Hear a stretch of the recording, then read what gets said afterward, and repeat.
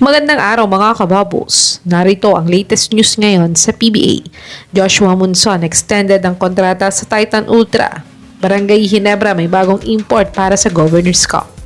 At Magnolia Hotshots may Plan B trades matapos hindi tumuloy ni Arvin Tolentino sa kanila.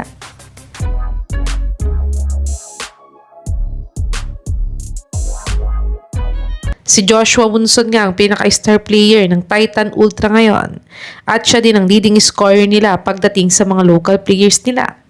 Yun nga lang ay mataas nga ang demands niya sa extension contract niya. Kaya't hindi nga ito kaya ng Titan ibigay sa kanya kaya't nag-request na lang siya ng trade sa kanila.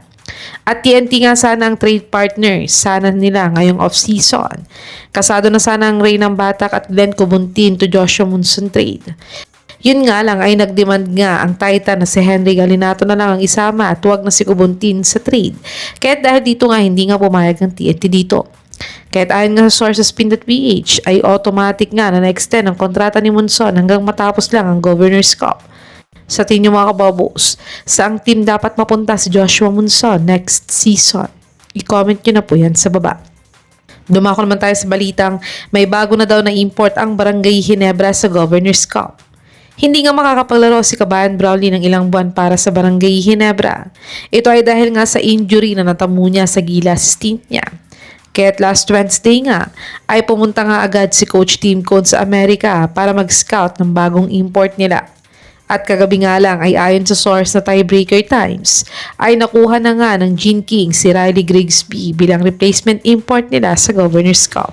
Si Grigsby nga ay isang NBA G League player sa Warriors at may height siyang 6'6" at 26 years old pa lamang.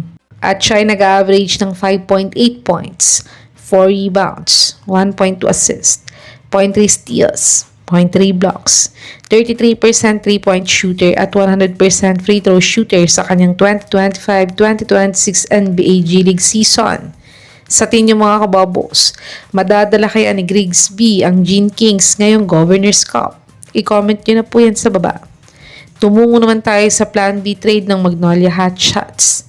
Na-trade nga ng Magnolia ang PBA rights ni Will Navarro sa Titan kapalit ng PBA rights ni Arvin Tolentino. At panalo sana Magnolia sa trade na to dahil wala ngang 3 years ban si Tolentino. Yun nga lang in-extend nga siya ng 2 years contract ng KBL team niya ngayon. Kaya ang ibig sabihin nga nito ay hindi pa makakapaglaro si Arvin Tolentino sa Magnolia ngayong conference. Pero ayon sa source na to ay kung hindi nga daw maglalaro si Arvin Tolentino ay susubukan daw nilang i-offer si Rafael Verano at 51st at 52nd second round pick nila sa Titan Ultra kapalit ni Joshua Monson. Sa tingin mga kababos, ibibigay kaya ng Titan si Joshua Monson sa Magnolia? I-comment nyo na po yan sa baba.